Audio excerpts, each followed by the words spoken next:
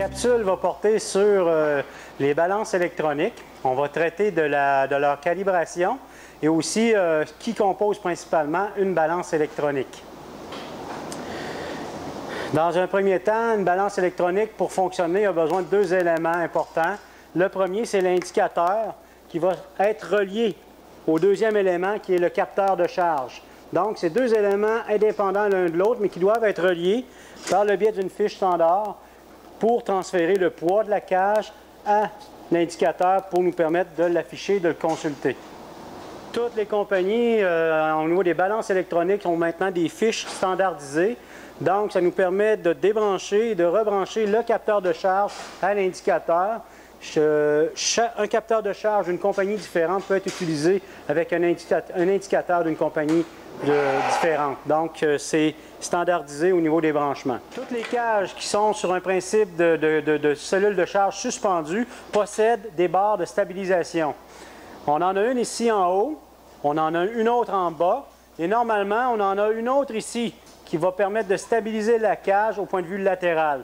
Ces barres de stabilisation permettent de maintenir la charge, de maintenir la cage plutôt à un niveau acceptable lorsque l'agneau se déplace à l'intérieur de celle-ci. Dans ce cas-ci, on a une balance électronique avec un indicateur électronique. Ça semble être un outil qui est précis, mais il ne faut pas se fier aux apparences. Donc, je vais vous parler de la calibration d'une balance. On va vérifier si le poids qui est affiché à l'écran est vraiment le poids qui est mis sur la cage. Premier élément à regarder au niveau de la cage, c'est si elle est libre de toute entrave au niveau de son mécanisme. Donc, on va s'assurer que tout ce qui est boulon, barre de stabilisation, qu'il n'y ait pas de rouille, en même temps que celle-ci n'ait pas de défaut ou de bris au niveau de qui pourrait amener un mauvais fonctionnement. Donc, si je mets un poids sur cette cage-là, je dois m'assurer que c'est vraiment ce poids que le capteur de charge va capter finalement. Pour connaître le poids que notre balance affiche, les outils officiels qu'on peut utiliser sont des poids étalons. Ici, on en a un qui affiche le poids officiel de 25 kg. C'est un poids qu'on a acheté, qui est prévu spécifiquement pour cette fonction.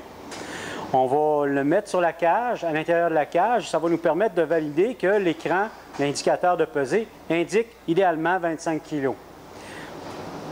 Pour les éleveurs, les producteurs qui veulent vérifier au niveau de leur balance, il y a d'autres techniques qui peuvent être utilisées de façon moins officielle. On peut utiliser entre autres des sacs de moulée qui ont été pesés par une balance de l'industrie ou des blocs minéraux, deux éléments qui sont quand même faciles à manipuler.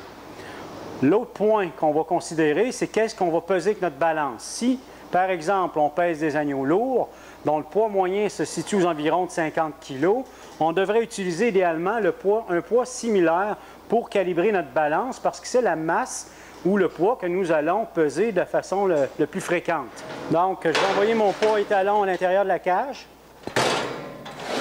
Je me suis assuré que ma balance était à 0.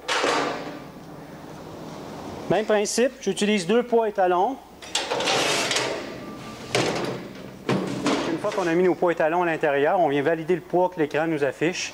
Dans ce cas-ci, on a deux poids étalons de 25 kg qui totalisent 50 kg. Bon, c'est parfait. Le poids affiché correspond à ce que j'ai mis. Je peux déjà valider que ma balance est calibrée. Lorsque vous êtes prêt à utiliser votre balance, après l'avoir calibrée, de vérifier qu'elle a son bon fonctionnement, il y a des points importants à considérer aussi lorsqu'on va peser nos agneaux.